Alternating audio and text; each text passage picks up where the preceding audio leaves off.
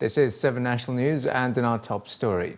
The ministers of the UAE's 12th Cabinet have taken oath of office on Sunday before the UAE Vice President, Prime Minister and ruler of Dubai, His Highness Sheikh Mohammed bin Rashid Al Maktoum. His Highness Sheikh Mohammed bin Zayed Al Nahyan, the Crown Prince of Abu Dhabi and Deputy Supreme Commander of the UAE Armed Forces, was also at Musharraf Palace in Abu Dhabi to see the ministers sworn in. President His Highness Sheikh Khalifa bin Zayed Al Nahyan called on the Cabinet to work diligently and faithfully to honour the aspirations of citizens, promote sustainable development and take the UAE beyond the great international stature it already enjoys. The President of the UAE also expressed confidence in His Highness Sheikh Mohammed and the government in realising the UAE's strategy for growth and prosperity. The new cabinet also represents a source of pride for every Emirati, as it is the first time that the country has a Minister of State who is 22 years old and also has a Minister of State for Tolerance and a Minister of State for Happiness. Women also make up nearly a third of the cabinet, which send a message to all Emirati women that they are an essential part of decision-making and critical players in the nation's development.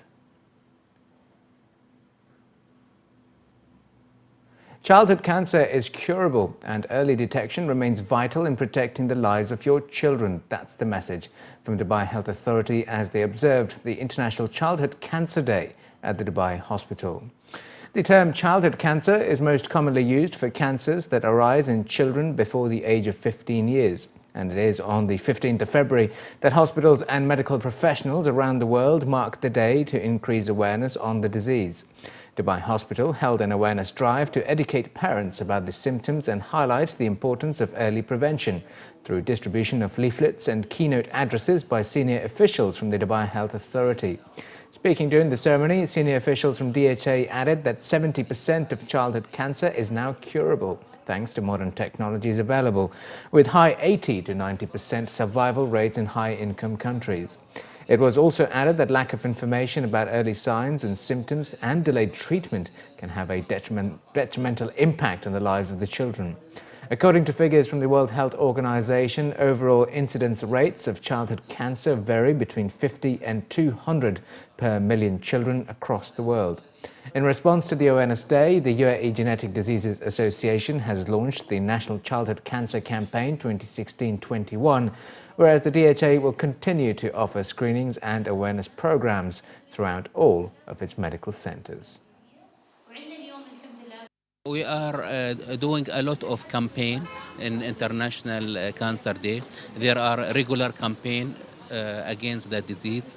DHA is looking also to increase the awareness, early screening program, and there is also Genetic Society. They are launching a new campaign from 2016 to 2021. And most of the cancer in childhood is treatable. But early detection of the disease, early intervention, early treatment is very important for childhood. Thank God, one of the major cancer in childhood is called leukemia. Alhamdulillah, more than 80 to 90% it's curable of this disease. So most important to keep it up, the programs, early intervention of these diseases. Yeah. According to medical experts from Dubai Hospital, they receive an average of around 40 to 50 new cases of childhood cancer at their premises on an annual basis, with a large majority of the young patients diagnosed with leukemia. Among the key symptoms that parents should be aware of include unexplained fever for over 2 weeks, aching bones or joints, lumps in the abdomen and pelvis, or bulging eyeballs, to name a few.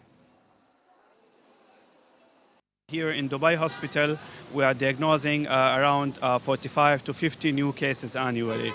So top of these cases actually are leukemias, and I think this is statistically worldwide. Leukemia is the top, and still we are talking about pediatric age groups.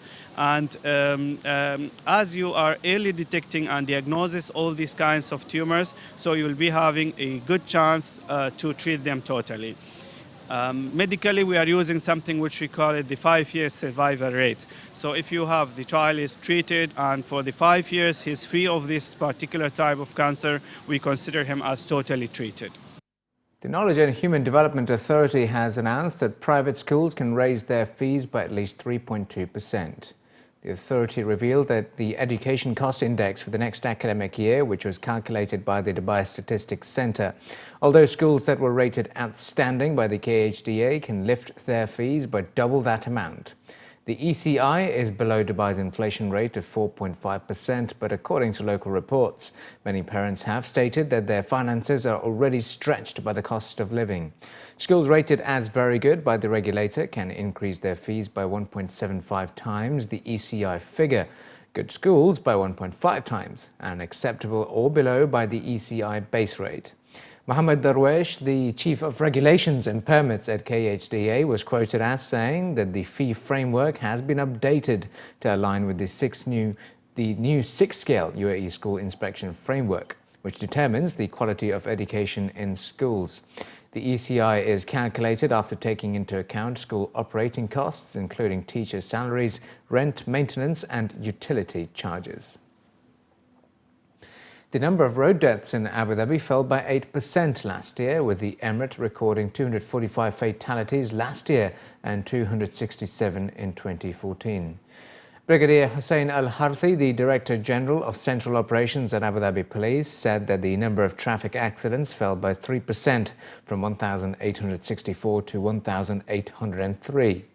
The number of registered vehicles rose by 17%, while new driving licence holder numbers were up 6% over the period. The police attributed the decrease in fatalities and casualties to improved driver awareness, policing, use of radars and other traffic monitoring systems that have been put in place. The main causes of accidents last year included neglect and inattention at 19%, sudden swerving at 16%, excessive speed at 12%, and failure to observe safe distance between cars at 12%. In addition, the figures reveal that drivers aged 18 to 30 caused 47% of accidents, with drivers aged 31 to 45 causing 35%. Over the same period, 85% of fines handed out were for speeding, 5% were for jumping red lights, and 3% for not giving way to pedestrians.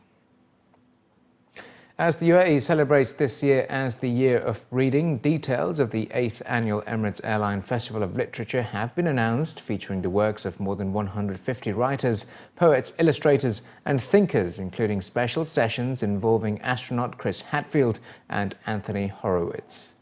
During a press conference in Dubai, officials revealed that Emirates Airline Festival of Literature, running for almost 2 weeks for the first time, will be the first international literary event of the Year of Reading, and unlike its previous editions, a huge array of new talent and topics will be covered to appeal to audiences of all ages and tastes. The festival, according to organisers, will begin with Spotlight on the Emirates, a new segment from the 1st to the 3rd of March, and will focus on the UAE and its history and culture, with a number of Emirati literary stars paying tribute to the literary culture of the country. Also new to the festival will be the first ever literary cruise, discussing the importance of literature while sailing along the Dubai Creek. This year, the festival will celebrate the 400th anniversary of Shakespeare, where the renowned screen and theatre artist Stephen Burkoff will introduce his play Shakespeare's Villains to the UAE for the first time. A third of the authors attending are Emirati writers, and we have a monodrama written, directed and acted by an Emirati small troupe, which we've never done before. We have the Emirati writers going to Japan as part of a cultural exchange, and we have them with the one of the Japanese writers. So it was an exchange that's been going on. We are trying in so many different ways to give a showcase and a platform to as many Emirati writers as possible, and to make it as interesting to a wider audience. So we don't want to see a session with an Emirati author only with Emiratis in the audience. We want to see much more representation of the whole of the UAE, and we also are doing a lot of mixed panels. So we will have an Emirati, we'll have an Arab world, we'll have an English, we'll have an American author on that panel. This is what it's about. It's a dialogue across language, across nations, where people can sit in harmony and discuss things and agree to disagree. That's also part of a literary festival. Festival organisers stated that a survey commissioned by them to track the reading habits among school children in Dubai found that more than half of the children wished they had more time in the day to read, highlighting that reading for pleasure is still high on their agenda. Of particular importance to young readers during the festival will be a host of children authors and illustrators of Harry Potter coming to the festival, with many talks, discussions and workshops also lined up to entertain children of all age groups. The festival, organised in partnership with Emirates Airline and Dubai Culture and Arts Authority, will be held from the 1st to the 12th of March. When His Highness the President of UAE announced this year to be the year of reading, it comes as a testimony for what we have achieved when it comes to culture and arts and literature and heritage. The country has within its land millions of books across all subjects and for all ages that are treasured in public libraries and school and university libraries, and as well as in many homes. There are many apt readers that are out there, and we have great intellectual people who we come across on a daily basis across all sectors. And so we do have the infrastructure, we do have the will, we do have the reading society. What is just missing is getting the younger one to really appreciate and go beyond just becoming a hobby. We're very happy to see how the event had developed over the years. It's becoming one of the well-known and successful events on the literary scene in the world, not only in the region. It's attracting international writers and international authors from all over the world, multiple languages, and not just English and Arabic, which one would think about. As an airline, we ensure that we are available on the arts and cultural scenes. This event and other events like the Jazz Festival, like the Dubai, the DIF, International Film Festival, and it's part of the DNA of the airline. Not only do we connect people from around the world, but we connect them physically, we connect them through culture and through arts, bringing cultures together. We're everybody's airline, and we speak every language. And that's part of what is the DNA of the airline and what we like to call for. And finally, in the bulletin, Dubai Duty Free Tennis Championship kicked off today with the 16th edition of the WTA tournament in the Emirates. While fans will be looking forward to the action, the top players are seeking a positive start to their season. Voted as the best Premier 5 tournament of the year in December 2015, tennis action returns to the 5,000-seat Dubai Tennis Stadium and will continue until the 28th of February with the ATP 500 finals. Although some of the top players, including Serena Williams, withdrew from the tournament due to injuries, the competition lineup remains strong, consisting of 10 of the top 20 players. A lot rests on the 24-year-old defending champion Simona Halep from Romania, who now headlines what has been described as a pull-out-plagued WTA tournament. Currently ranked number 3, Simona delayed her nose surgery to take part in the Fed Cup and to defend her Dubai crown, and remains confident about a strong performance in Dubai despite an early first-round exit at the Australian Open. As per the tournament draw, the Romanian can potentially clash with Ana Ivanovic in the second round should they both overcome their first opponents. Yeah, it's important because I won last year and I really like to be back here and to play again. Yeah, I delayed my surgery. That was not very dangerous to delay, so I did it and I'm really happy to be back here. The first month of the year wasn't too good for me, but I was sick, I had health problems, and it was tough for me to keep playing and keep practicing, so I couldn't practice too much, and that's why I lost a few matches. But now I'm back, I feel stronger, I feel okay. I did good treatment home, and now I'm ready to play, but we will see. It's not easy to come back. Simona will be joined by other big names such as the 2013 champion and current world number 9 Petra Vitova, 2015 finalist Karolina Pliskova, and as well as current world number 5 Garbine Muguruza. 2016 hasn't been the brightest of all starts for two-time Wimbledon champion Vitova, who is determined to improve her performance in Dubai and build a positive season ahead. Meanwhile, Garbin enjoyed a successful season on court and believes there is a lot more to look forward to in the year ahead.